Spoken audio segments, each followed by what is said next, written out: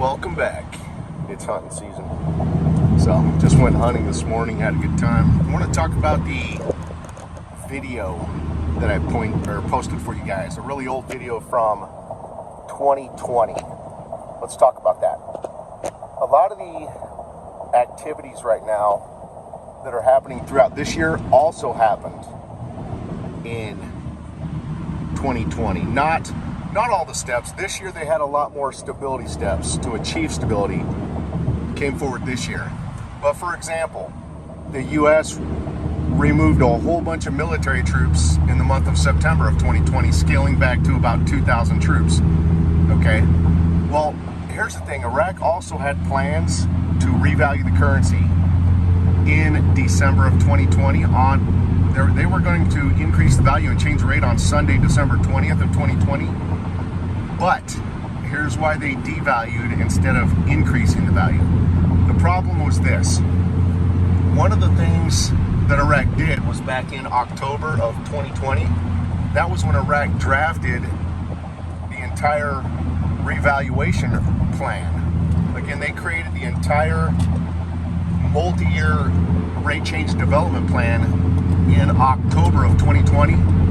And because they did that, they added a few more years to this investment, which included a lot of steps towards stability.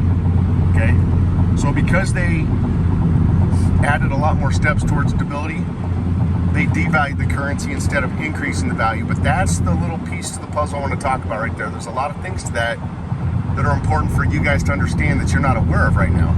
Here's what they are. Back when Iraq devalued the currency on Sunday, December 20th of 2020, it was a 23% reduction, and that's a critical piece to the puzzle right there.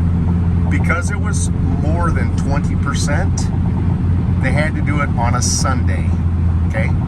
Again, they had to do it on a remittance Sunday because it was larger than 20%.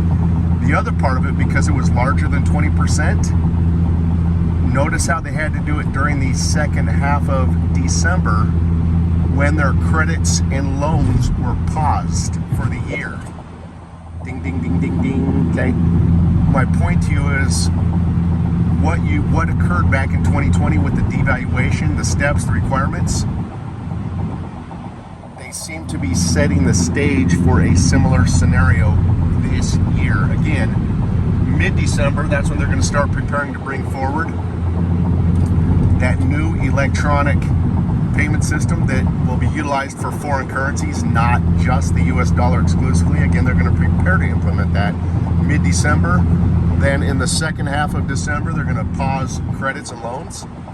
And then at the beginning of 2025 is when they will be implementing that new international-based electronic payment system and transitioning from the use of physical cash to electronic payments, okay?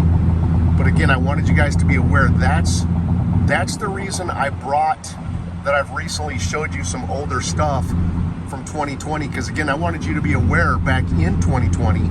And by the way, I have a banker friend that works for probably the largest bank in the world, and they are a branch manager of that largest bank in the world. That's how I got that data. That data came from that largest bank in the world, came from their intranet website back in that era, okay?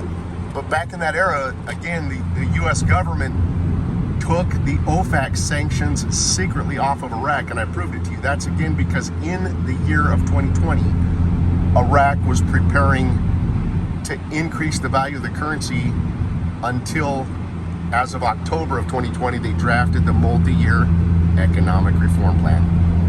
Thank you for joining. Have a great Sunday. Take care.